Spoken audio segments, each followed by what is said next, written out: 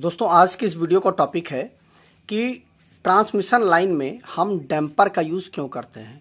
जब भी आप कभी भी देखते होंगे कि जो हमारे इलेक्ट्रिकल के जो टावर होते हैं जिस पर ट्रांसमिशन लाइन चलती है, वहाँ पर आप देखते होंगे कि यहाँ पर कुछ इस तरह से एक इक्विपमेंट लगा हुआ होता है, इधर साइड में और इधर साइड में, दोनों साइड में लगा हुआ होता है।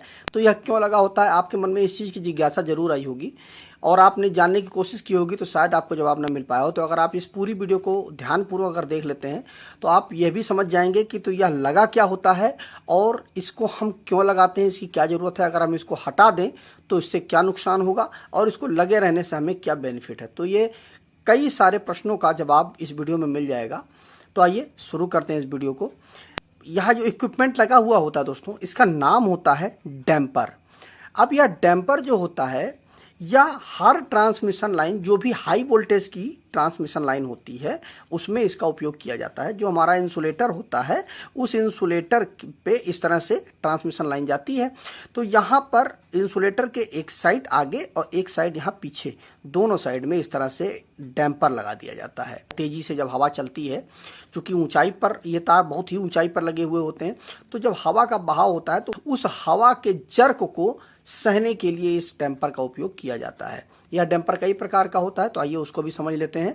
ऊंचाई पर जब हवा का तेज बहाव होता है तो वहाँ पर क्या होता है कि यह जो हमारा इंसुलेटर होता है, उस इंसुलेटर से इस कंडक्टर को कनेक्ट करके रखा जाता है। अब यहाँ पर क्या है कि जब बहुत तेज बहाव होगा हवा का, तो यह यहाँ से खिसकने की कोशिश करता है। कंडक्टर जो होता है वह हटने की कोशिश करता है। तो अगर हट जाएगा कंडक्टर यहाँ से तो काफ़ी नुकसान हो जाएगा, हमारा इंसुलेटर टूट जाएगा, बहुत ज़्यादा नुकसान हो जाएगा। और उससे क्या होगा कि हो सकता है शॉर्ट सर्किट भी हो जाए, क्योंकि इस यहाँ से अगर खिसक गया तो इसका पूरा अलाइनमेंट है वो पूरा बिगड़ जाएगा। तो इन्हीं सब कारणों के लिए हम डैम्पर का उपयोग करते हैं। यह डैम्पर जो होता है दोस्तों, उसका केवल और केवल एक ही काम होता है कि जो वाइब्रेशन होता है वह सह लेता है। यह पूरा वाइब्रेशन, ये आप समझ लीजिए कि जो कारों में जो सस्पेंशन होता है ना, जर्क जो होता है, उस जर्क को सहने के लिए सस्पेंशन लगाया जाता है। बस वही चीज़ है कि ट्रांसमिशन लाइन में जो जर्क होता है, वाइब्रेशन होता है, उसको सहने के लिए हम डैम्पर लगाते हैं। तो जो हमारा डैम्पर होता है वह एल्युमिनियम एलॉय का बनाया जाता है, गैल्वनाइज्ड स्टील का, जीआई का बनाया जाता है, स्टेनलेस स्टील का बनाया जाता है, जिंक एल्युमिनियम का बनाया जाता है। तो ये कुछ प्रकार से बनाए जाते हैं। और इनमें जो पहला जो है हमारा स्टॉक ब्रिज डैम्पर जो है, यह जो होता है, यह जो हमारी एक लाइन होती है, यह एक ही लाइन में लगाया जाता है इस तरह से, जो नॉर्मली सबसे ज़्यादा देखने में आता है। यह हमारा स्टॉक ब्रिज डैम्पर ही होता है। ये एक ही लाइन में जो हमारा इंसुलेटर होता है उसके आगे और पीछे लगाया जाता है, जो कि जो हवा से जो वाइब्रेशन क्रिएट होता है उस वाइब्रेशन को या सोख लेता है, ख़त्म कर देता है, जिसकी वजह से जो हमारा कंडक्टर है वो अपनी जगह पे स्थिर बना रहता है, अपनी जगह से हटता नहीं है। दूसरा है क्वाड रूपल स्पेसर डैम्पर। यह जो हमारा डैम्पर होता है, यह भी केवल और केवल कंडक्टर को एक जगह पे बनाए रखने के लिए इसका उपयोग किया जाता है। यह जो होता है वह इस तरह से, जो चार हमारी जब लाइनें जाती हैं तो वहाँ पर इन चारों के बीच में इस तरह से लगाया जाता है, जैसा कि आप स्क्रीन पर देख रहे हैं, इस तरह से यह लगाया जाता है। तो यह क्या करता है कि चारों कंडक्टर आपस में शॉर्ट ना हो और कंडक्टर अपनी जगह से हटे भी नहीं, तो वहाँ पर इसका उपयोग किया जाता है। हवा की वजह से जो वाइब्रेशन उत्पन्न होता है उसको भी ख़त्म करने का काम करता है। तीसरा जो हमारा है ट्रिपल स्पेसर डैम्पर।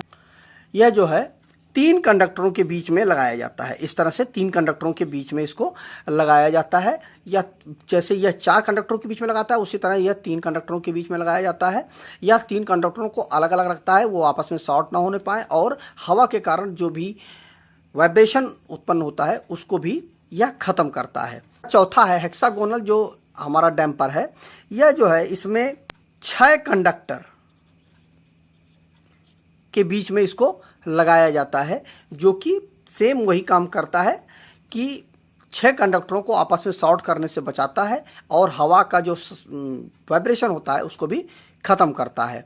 अगला जो है वह है ट्विन स्पेसर जो डैम्पर है हमारा, या 2 कंडक्टरों के बीच में लगाया जाता है। इसका भी वही काम होता है जो बाकी सारे डैम्परों का काम है। 2 जो कंडक्टर है हमारे उनको शॉर्ट करने से रोकता है और हवा के कारण जो वाइब्रेशन उत्पन्न होता है उसको ख़त्म करने का काम ये करता है।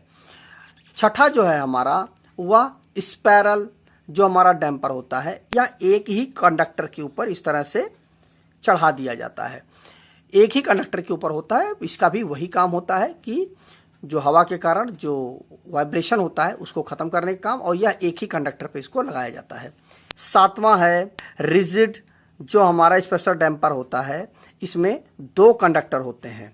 इन 2 कंडक्टरों के बीच में इसको लगाया जाता है और यह हवा के कारण जो उत्पन्न होने वाला जो वाइब्रेशन है उसको ख़त्म करता है और दोनों कंडक्टरों को आपस में शॉर्ट होने से भी बचाता है।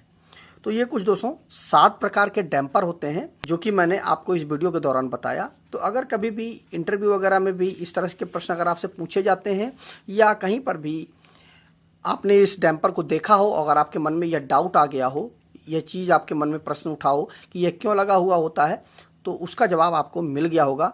तो अगर दोस्तों वीडियो अच्छा लगा हो तो वीडियो को ज़्यादा से ज़्यादा लाइक कर दीजिएगा, शेयर कर दीजिएगा अपने दोस्तों के साथ, जिससे उनको भी अगर यह चीज़ ना पता हो तो उनको इस चीज़ की जानकारी मिल जाए। इस वीडियो से संबंधित अगर आपके मन में कोई क्वेरी है, कोई कन्फ्यूज़न है तो उसको भी कमेंट करके जरूर पूछिएगा। तो मिलते हैं नए वीडियो के साथ। नमस्कार दोस्तों।